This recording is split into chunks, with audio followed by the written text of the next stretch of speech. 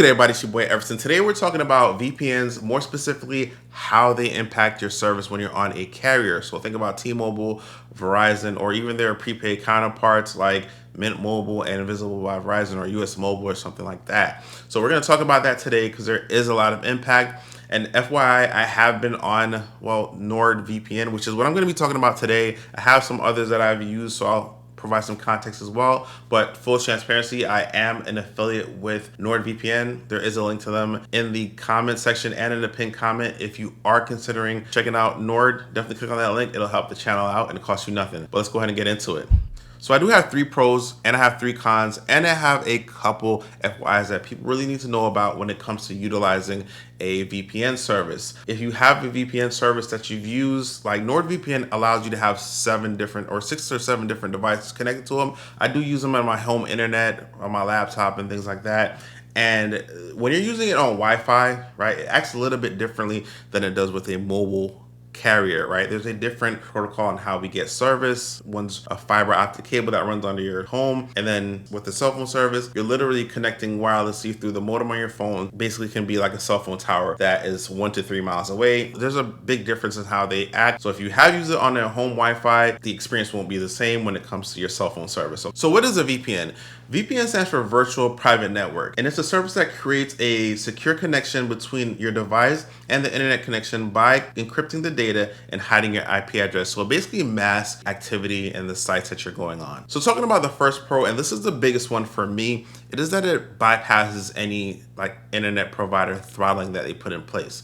Now, a lot of carriers, what they do is they will put in a restriction that when you're accessing data from like YouTube servers, Netflix servers, or any media streaming company, they will start to limit your data, right? So you'll start to only receive 1.5 megabits or 2 megabits per second or bytes per second. But at the end of the day, you're in a situation where you getting almost gigabit speeds. They're doing that to conserve data, basically, to manage the data on the network. A lot of people do sign up for this. They're fully in the disclosures and things like that. But that doesn't mean that you want that experience, right? I'm pretty sure we want 5G and 5G ultra wideband and all this other stuff so that we can have very fast data when it matters for watching content and things like that. So what VPNs do is they encrypt your data, aka blocking and masking what you're doing so that your internet service cannot tell if you're surfing on yahoo.com or if you're pulling data from Hulu and you're just watching a TV show or you're trying to download a season of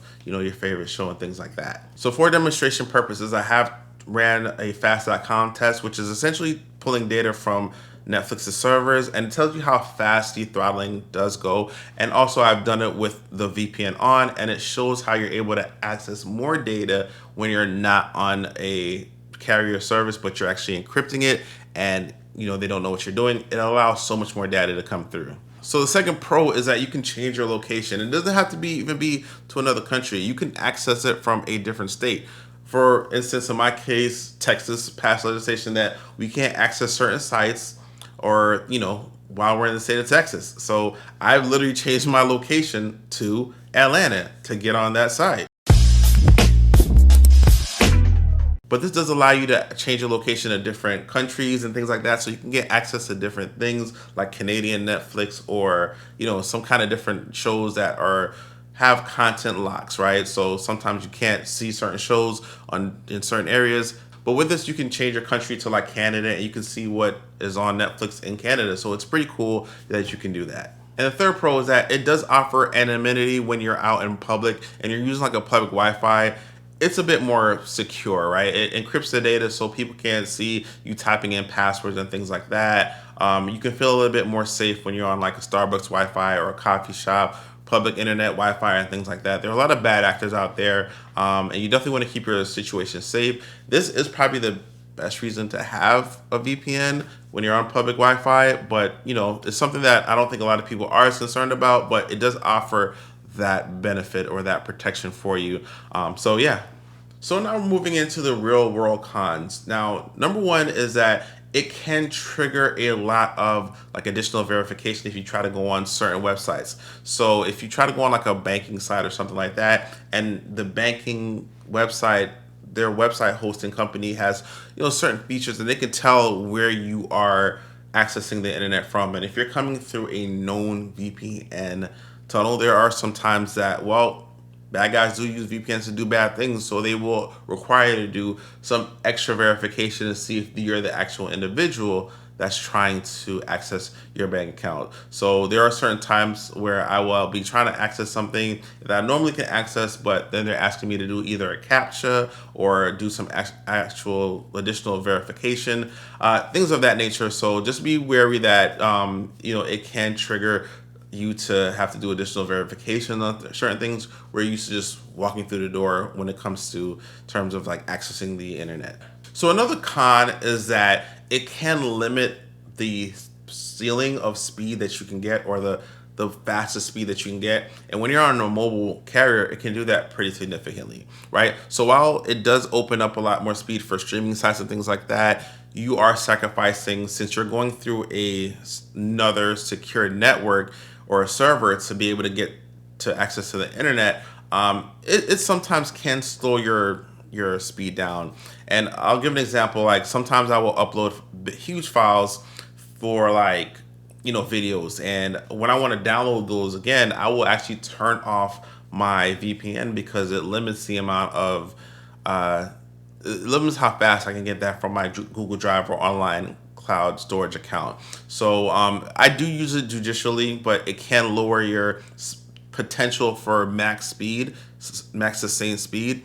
It can lower that, and it can do that pretty significantly. So, but it's an easy toggle off if you want to do that, but that is something that you should be aware of. And the third pro is that you sometimes do need to keep an eye on your VPN. So if you're actually like accessing Canadian server and you try to go on something like yahoo.com, it will give you yahoo.com relevant information from Canada, not necessarily where you are. If you're in Germany and you want to know German things, typically your VPN or your normal internet connection will tell you stuff that's relevant to where you are. But if you're in Germany and you're using a US based server, it will give you US based relevant information. So you do have to monitor it to say, hey, oh yeah, I got my VPN on, maybe I should turn it off so it can just do the basic location stuff to see where I'm connecting from and give me relevant information for that. So yeah. There are a couple FYIs that I do want to tell you about. So cheaper VPNs have less features, right? Like I used to use Google One's VPN, but for that one, it doesn't allow you to necessarily like have certain features like changing your location or choosing a specific server. And also it didn't allow you to have certain features like split tunneling. Split tunneling is a feature that allows for certain apps not to be impacted by the VPN. So those apps will access internet through its normal protocol without being rerouted by the VPN, which is really important for certain things like Android Auto. Android Auto does not work with a VPN, so you won't be able to connect. And secondly, certain financial apps, like if you have like a credit monitoring app or something like that, it'll cause you sometimes to have to go through all that extra verification that I talked about. Split tunnel allows you to just put specific apps that you don't want impacted by your VPNs. And lastly, if you do give someone a VPN, like NordVPN has the ability to have it on 6 devices. It doesn't care where you are. So you can give your friend or family member the access to your VPN and they can log in from wherever they are. So you're really buying the ability or the license to use it on 6 different devices no matter what. But if you let that coverage lapse or you do want to move on to another carrier for VPN service, you need to let those people know that have that, because if it's no longer active, your phone will still try to access the internet from that VPN server and it will not allow any more internet access. Like it'll just shut it down and it'll cause some confusion for the people that have access to it. I actually had that happen to me. A friend of mine was like, hey, I went to the Verizon store and I couldn't get internet access for a few days. And they finally asked me, like, hey, do you have a VPN? They looked on there and then they removed it. I was like, oh yeah, that's right. I stopped paying for it. I switched to another carrier for a little bit. So definitely make sure that you let anybody know that that's using your VPN service that, hey, if you're not going to be using it anymore, tell them to turn it off because it will block your internet connection.